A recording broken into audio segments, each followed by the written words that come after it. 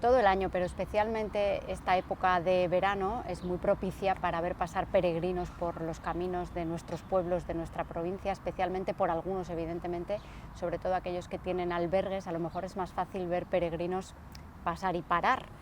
Es el caso de Tábara, por ejemplo, del que vamos a hablar hoy, pero de muchos otros de los que también vamos a hablar con José Almeida, que es el presidente de la Asociación Zamorana de los Caminos de Santiago, una asociación que se creó hace un año y que ahora pues vamos a ver cómo lo explicamos, se pone de tiros largos para presentarse ante la sociedad zamorana con una actividad abierta a todos los públicos, abierta a todos los amantes del camino y abierta también a aquellos que no saben muy bien de qué va esto, pero quieren conocer un poco más de cerca secretos y detalles de enclaves de caminos zamoranos. 4 charlas en los próximos meses, en las próximas semanas, desde esta misma semana hasta octubre, nos van a acercar 4 enclaves, hay enclaves muy importantes del Camino Sanabres, ¿es? Sanabres. Del Camino Sanabres. Casi me lo he estudiado, José, muy buenas. Hola, buenos. ¿Cómo estás? Muy bien. Son 4 charlas que nos van a explicar 4 puntos muy concretos de este Camino Sanabres, que son 4 puntos muy importantes también del patrimonio zamorano, que no siempre vinculamos con el camino, pero que están muy relacionados con el Camino de Santiago. Directamente relacionados, porque el Camino Sanabres también se le conocía, o yo trato de, por algunos contactos y conversaciones que he tenido con gente, se le denominaba el Camino de los Monasterios. Entonces el peregrino iba siguiendo los monasterios donde le daban acogida, le daban hospitalidad. Entonces en estos 4 enclaves hay unos hitos jacobeos muy importantes, Granja, Tábara, Santa Marta y Río Negro. Son muy importantes, de los más relevantes además que tenemos, no solo en el Camino Sanabres, sino en todos los caminos que hay en el mundo. Esos 4 enclaves son los 4 protagonistas de estas 4 charlas que les digo. Voy a tirar de chuleta ya, 18 de agosto, que es esta semana, 8 de septiembre, bueno, el 18 de agosto empezamos con el santuario de Nuestra Señora de la Carballeda, ahora vamos a hablar uno a uno con José de todo esto.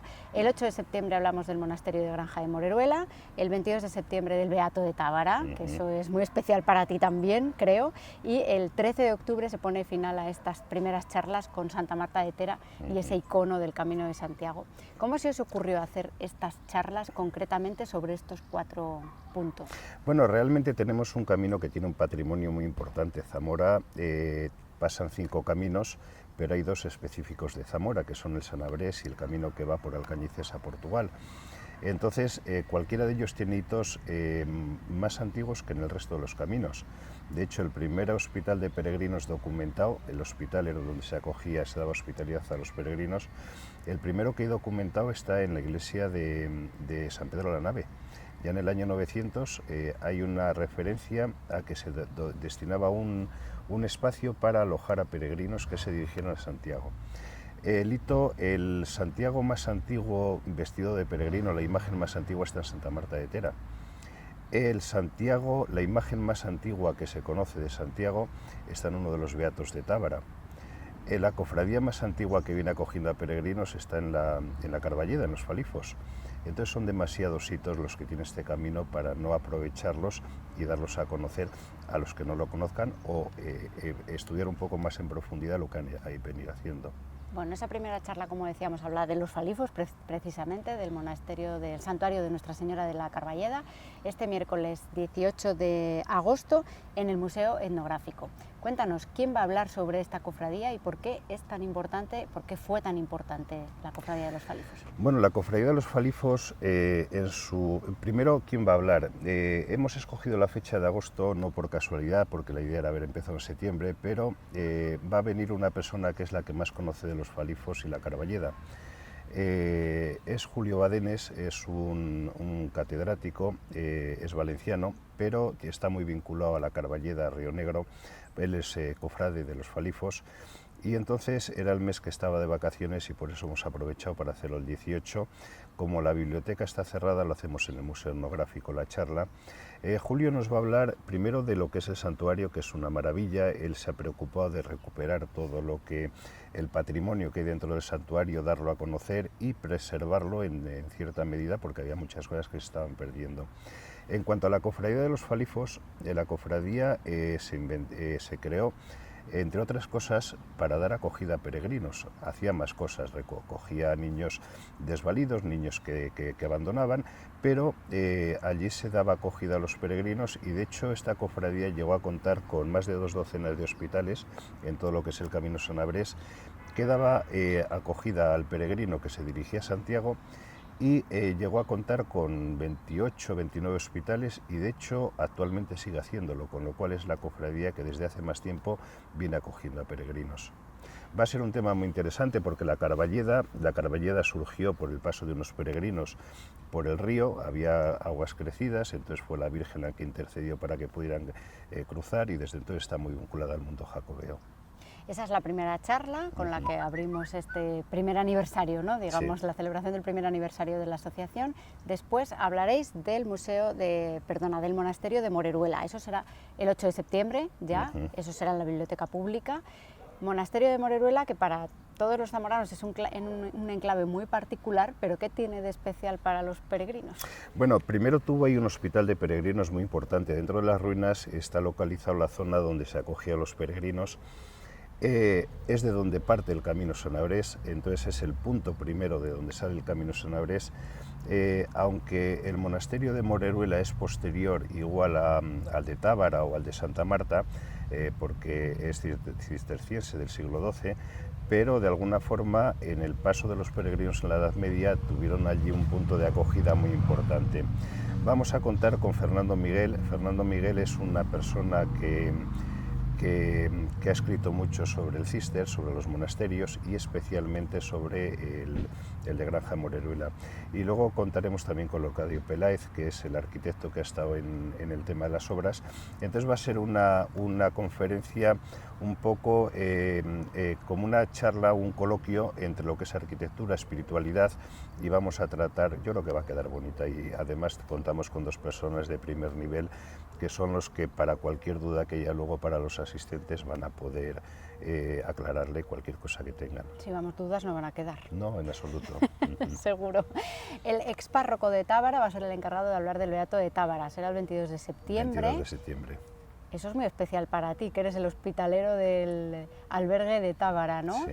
Cuéntanos un poco. Bueno, la idea, José Manuel Ramos es una persona, es licenciado en Historia, en Geografía e Historia, llegó a Tábara hace 20 y tantos años, y entonces el hombre, yo siempre lo suelo comparar con la llegada de Elías Baliña al Cebreiro. Elías Baliña fue el que creó la flecha amarilla, el que de alguna forma dinamizó el camino. Entonces este hombre es leonés, llega a Tábara y se encuentra con que hay una iglesia que antiguamente fue un monasterio importante, y un monasterio en el que se hacían cosas importantes. Él, como amante de la historia, ve que allí, en la Edad Media, Tábara fue uno de los centros culturales más importantes que había en todo el mundo. El alcalde del pueblo, José Ramos, suele afirmar que era el centro más importante que había en la Edad Media. No le faltará razón, pero bueno, lo dejemos en uno de los más importantes. Pero realmente allí se hicieron unas obras que luego marcaron, dentro de lo que es el arte medieval, marcaron una pauta. Entonces, el tema de los beatos, José Manuel Ramos, cuando llega a Tábara, descubre aquel potencial que tiene y empieza a investigar, empieza a indagar, y poco a poco se va sacando a la luz con la Fundación Edo del Pozo y con amantes del arte, va sacando toda la importancia que Tábara tenía y que estaba un poco oculta. Y eso dio pie a que luego John Williams viniera, estuviera haciendo una investigación sobre los beatos, y hoy es el centro de interpretación de los beatos a nivel mundial, porque no olvidemos que de los 21 beatos que se conservan en todo el mundo, 3 se hicieron en Tábara. La imagen más antigua, como he dicho, de Santiago, en la que se hace referencia a Santiago, está en el Beato de Gerona. Entonces, bueno, pues yo cuando pasan los peregrinos por el albergue, una de las cosas que suelo hacer es ponerles una pequeña proyección para que vean lo que eran los beatos, y la gente se queda maravillada de que aquello se hubiera podido hacer en Tábara hace 1100 años. Un arte que luego Picasso lo imitó, que incluso Umberto Eco se basó en el Scriptorium para ubicar su famosa novela El nombre de la rosa. Tábara tiene ahí una parte muy importante, tanto en la historia como en el camino, porque lógicamente había un monasterio que acogía peregrinos, y en todos los monasterios se daba acogida a los peregrinos. y afortunadamente pues cuenta con un albergue en el que se acoge también a los peregrinos, de los primeros que hubo en Zamora. Antes de que el albergue de Zamora estuviera construido ya había albergue en Tábara, y de hecho allí ahora hacemos acogida tradicional y bueno, pues los peregrinos se van muy contentos. ¿Qué es la acogida tradicional? ¿En qué se diferencia de otro Bueno, tipo de albergues? El camino siempre se ha especializado o de alguna forma en la Edad Media. Ahora se habla mucho de la peregrinación, pero cuando la peregrinación tuvo un auge importante fue en la Edad Media. Estamos hablando de que en el siglo XIV, en el siglo XII, en el siglo XIII, igual pasaban 500.000 peregrinos que hacían el camino a Santiago, por diferentes motivos. En estos momentos se habla de cifras importantes, pero hablamos de 200, 300.000 personas en un año jacobeo. Entonces, en aquella época había otras peregrinaciones que eran muy importantes, que era Roma, era Jerusalén, eran los lugares santos. Entonces, Santiago ha pervivido sobre las otras por la hospitalidad. La hospitalidad es que al peregrino cuando llegaba se le daba acogida, se le daba comida, se le daba un techo. Entonces, eso es lo que ha ido manteniendo este camino, esa hospitalidad que había. La hospitalidad se ha ido perdiendo. Ahora el camino genera una importante inyección económica por los pueblos que pasa, lo cual es bueno, pero la hospitalidad se ha ido detrayendo en aras del interés económico. Y entonces la hospitalidad se va perdiendo. Entonces esa hospitalidad es lo que procuramos mantener en Tábara. Es que llega el peregrino, se le da un lugar donde poder dormir, una ducha para poder asearse, se le da una cena, se le hace un desayuno y todo a cambio de nada, o sea, el donativo que ellos dejan para mantener el albergue. Para que te hagas una idea, de Sevilla a Santiago, que son 1000 kilómetros, hay muchos albergues. Entonces, que se haga este tipo de acogida tradicional solamente hay 3, Alcuéscar en Badajoz, Fuenterroble en Salamanca y Tábara en Zamora. ¿Y en los demás cómo es el sistema para que no se califique de tradicional? Hay muchos tipos de acogida. Hay acogida en la que el peregrino va y aporta un donativo para el mantenimiento del albergue.